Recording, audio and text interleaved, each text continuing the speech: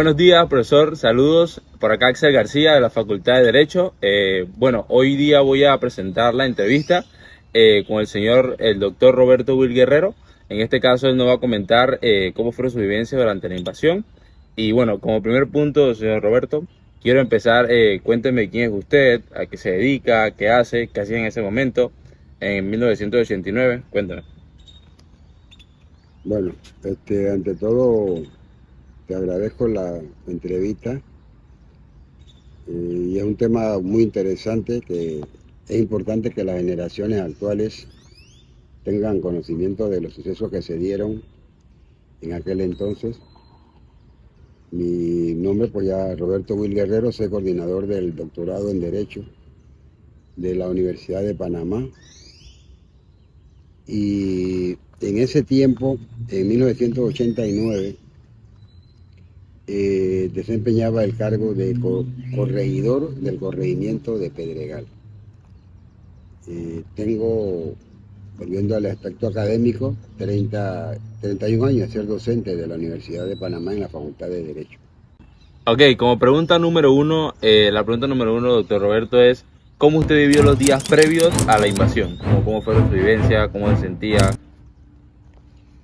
Bueno, realmente el país en general, se vivió o vivía un momento de gran tensión porque había filtración de información eh, que de alguna manera daba cuenta de que algo se estaba tramando a nivel de la zona del Canal de Panamá y por el gobierno de los Estados Unidos de América en contra más que todo de las fuerzas de defensa de Panamá. Y el país vivió un estado de tensión, eh, un estado de expectativa en realidad. En mi caso en especial, como corregidor de Pedregal, pues eh, desempeñaba mi labor en forma normal. Sin embargo, en Los Corrillos se comentaba que algo estaba sucediendo y más que todo por los mensajes que eventualmente enviaba el jefe de la Fuerza de Defensa, el general Manuel Antonio Noriega. ¡Ay, que no me siga amenazando! Porque no le tengo miedo a la muerte. ¿Dónde vivió, dónde estaba usted, doctor Roberto, cuando inició la invasión? Bueno, yo recuerdo que precisamente como yo desempeñaba el cargo de corregidor del corregimiento de Pedregal, el honorable representante del Chorrillo, Gustavo Torreglosa, me invitó a que participara en la sesión del Consejo Municipal, ubicado a un costado de la Catedral de Panamá. Y yo estaba participando de la reunión del Consejo en calidad más que todo de invitado por el representante Torreglosa, que nos había brindado un apoyo a la corregiduría de Pedregal. Esa reunión se daba aproximadamente entre las 7 de la noche a las 9:30 aproximadamente, que concluyó el recuerdo, y por alrededor de esa hora concluyó el consejo y preparé el regreso al corregimiento de Pedregal. Es decir, que yo estuve en el consejo municipal o en el área del centro de la ciudad, en el casco viejo, aproximadamente como hasta las 10:30, porque concluido el consejo me quedé entonces conversando con el representante Torreglosa del apoyo que le iba a brindar a la corregiduría de Pedregal. De allí me dirigí entonces a mi corregimiento y la verdad es que de alguna forma la suerte estuvo conmigo porque regresé a Pedregal, regresé a mi casa donde vivía en aquellos tiempos, en el barrio de San Joaquín, y como una hora después inició el bombardeo en la ciudad de Panamá. Y se formó un caos tremendo a nivel de Chorrillo y de Santana, e inclusive al día siguiente supe que el honorable representante Gustavo Torreglosa, con el cual yo estaba conversando unas horas antes, fue una de las primeras víctimas de la invasión de Panamá. Como pregunta número 3, doctor Roberto, cuénteme y cuéntenos realmente cómo vivió el día 20, el día después, bueno, que usted nos comentó que, bueno, el día siguiente se había dado cuenta que el representante, en este caso el señor Torreglosa, había fallecido, ¿no? ¿Cómo usted vivió el día 20, 21, 22 y 23 después bueno, del bombardeo y todo lo que está sucediendo acá en Panamá? Bueno, realmente la población en general, el corregimiento en especial, vivió momentos de caos, de incertidumbre, ya que en el fondo no se sabía exactamente qué estaba sucediendo. O sea, la población común no entendía bien lo que estaba sucediendo. Primera vez para muchos de nosotros que veíamos una actuación de esa naturaleza. Nosotros no estamos acostumbrados a ver nada de eso. Y veíamos el 20 todavía se escuchaban los helicópteros, los bombardeos a los diversos estamentos de la Policía Nacional o de la Fuerza de Defensa de aquel entonces. Había varios cuarteles cerca del área donde nosotros vivíamos, en el corregimiento de Tocumen, cerca, y por la televisión también se estaba pasando algunas escenas de los acontecimientos que se estaban dando.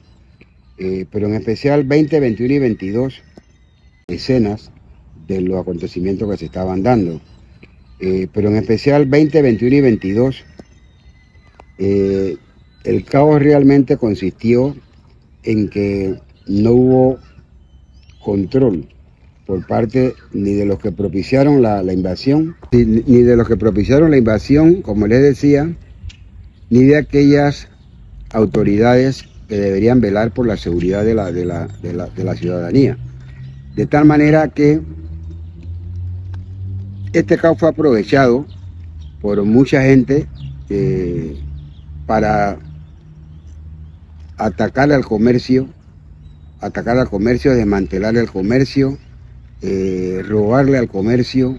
A todos los establecimientos comerciales prácticamente fueron objeto de fechorías por parte de los malandrines por un lado, y por otro lado de la misma población en general. Porque ¿qué sucede? Los supermercados fueron vandalizados. Y en los próximos días, es decir, 20, 21, 22, 23, lo que se percibía era que iba a haber un desabastecimiento de los principales alimentos de todos los ciudadanos. Entonces, ¿qué hacía la gente? Se metía en los supermercados, se metía en las tiendas, se metía en todos lados, procurando abastecerse de productos enlatados, de carnes, de todos los productos que uno se puede imaginar, de alimentos, sin control. Las tropas norteamericanas veían sin intervenir los actos de vandalización que sufría el comercio, y ellos no intervenían. Y la gente, usted la veía trasladando medio puerco tranquilamente por la avenida central, trasladando cajetas llenas de tuna, de sardina, de todo lo que podían encontrar, y nadie les podía hacer absolutamente nada. Nadie tomó medidas. Inclusive en mi caso en especial, intenté tomar medidas en el nivel de mi corregimiento, pero era humanamente imposible, porque toda la población se sumergió en ese se sumergió en la vandalización de los supermercados más cercanos, como los que estaban, como el 99, etcétera, que estaban cerca, Sanetatos también, y todo el mundo estaba trasladando para su hogar diversos tipos de alimentos. Así es que prácticamente después de la invasión concreta, los siguientes días era libertinaje total en Panamá, caos total en Panamá, vandalaje total en Panamá e inclusive mortandad también, que hay que decirlo, porque murieron mucha gente, unos que quizás tuvieron que ver en el asunto de la trama de la invasión, pero mucha gente inocente murió también en aquel entonces, porque los norteamericanos, lo que veía, todo lo que se movía, le disparaban. Entonces, realmente hubo un saldo muy, pero muy alto de gente inocente que murió durante el ejercicio de la invasión. Y cuéntenos, doctor Roberto, bueno, después de todo esto que usted nos comentó que vivió a la mortandad, los actos de vandalismo, ¿cómo fue ese periodo post-invasión a partir del 1 de enero de 1990? ¿Cómo cambió su vida? ¿Cómo era su vida después de estos sucesos ocurridos aquí en la República de Panamá? Bueno, de una forma muy resumida, podría decir que, en primer lugar, abandoné el cargo de corregidor porque hubo mucha presión por parte de las tropas norteamericanas a todo el que ejercía alguna autoridad en el país. Entonces, en ese sentido, yo volví entonces a la vida civil, fui a mi residencia a reorganizarme nuevamente, ya que había mucha incertidumbre en el ambiente, esperar a ver si volvía a la normalidad del país y tratar entonces de evaluar qué oportunidades surgían después de la invasión norteamericana. ¿Considera usted, doctor Roberto, que los actos ocurridos el 20 de diciembre de 1969, la invasión de parte de los Estados Unidos aquí en la República de Panamá, es justificada, sí o no, y por qué? Bueno, en efecto, esa es la gran pregunta. Y digo que la gran pregunta porque hay dos aspectos fundamentales a mi modo de ver que hay que analizar para llegar a una respuesta objetiva. En primer lugar, consideramos que la invasión a los Estados Unidos no fue justificada en el sentido de que ellos pudieron, si tenían como objetivo desmantelar las autoridades que integraban la fuerza de defensa, no tenían por qué destruir el país, como lo hicieron en aquel entonces. El general Noriega estaba caminando en Colón el 19 de diciembre. Él estaba caminando por las calles de Colón con todo el Estado Mayor.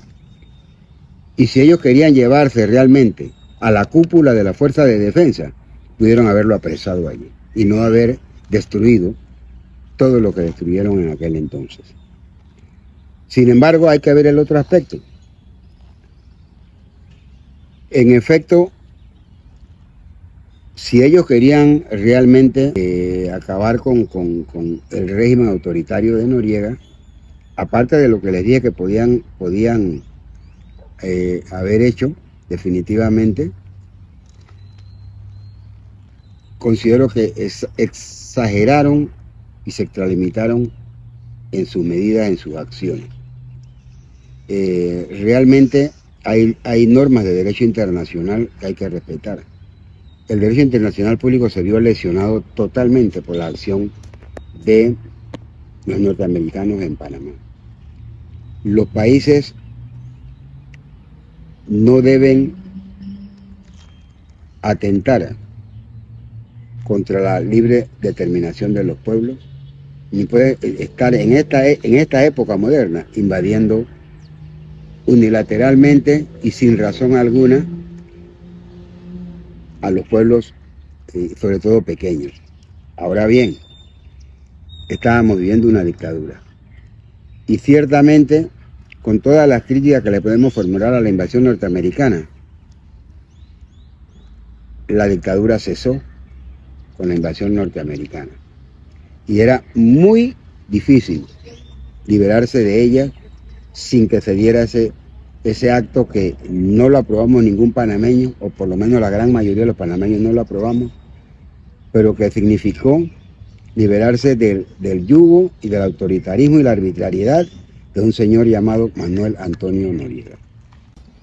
Y como última pregunta, doctor Roberto, ¿usted considera que después del periodo posinvasión, lo que viene siendo los gobiernos que gobernaron después de esta dictadura posinvasión, realmente se le ha dado relevancia el tema de la invasión, se ha comentado, se ha hablado, o sigue siendo un tema que la verdad nadie le gusta tocar o realmente no le gusta como hablar sobre el tema?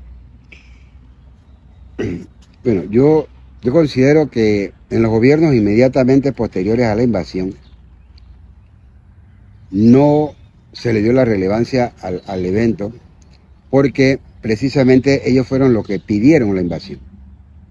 El gobierno inmediato, que fue el gobierno del presidente Guillermo Endara, ese gobierno pidió que invadieran a Panamá. Posteriormente, los siguientes gobiernos del PRD, arnulfista, si bien no fueron los promotores de la invasión, mantuvieron una actitud muy parca, hasta cierto punto cómplice del acto de la barbarie esa de la invasión. Es decir, no se le dio la relevancia de los efectos que produjo la invasión en la población panameña, la cantidad de muertos que hubo inocentes, la cantidad de comercios destruidos, la cantidad de poblaciones destruidas por la invasión. No se le dio la relevancia, la importancia, y no es hasta recientemente que se eleva el 20 de diciembre a un día de duelo nacional, lo cual significa que tuvieron que transcurrir prácticamente más de 2 o 3 décadas para que se le diera la relevancia y se le diera el reconocimiento a esa cantidad de vidas que se perdieron por la actuación indiscriminada de las tropas norteamericanas en nuestro país. Bueno, realmente, doctor Roberto, muchas gracias por su tiempo. Sé que tiene una agenda muy apretada. La verdad es un honor tenerlo aquí. Usted es una referencia en el mundo del derecho. Realmente, también como director de doctorado de la Universidad de Panamá, es un placer para mí poderla haber entrevistado por estas preguntas, ¿no?, sobre la invasión, conocer un poco más sobre nuestra historia y poder realmente tener una comprensión y realmente una perspectiva más amplia de qué fue lo que sucedió a través de su vivencia y lo que nos ha comentado. Así que realmente le agradezco mucho su tiempo y no sé si tiene unas últimas palabras que nos quiera comentar. No, agradezco la oportunidad y espero que sea de utilidad los argumentos y las respuestas que le hemos brindado.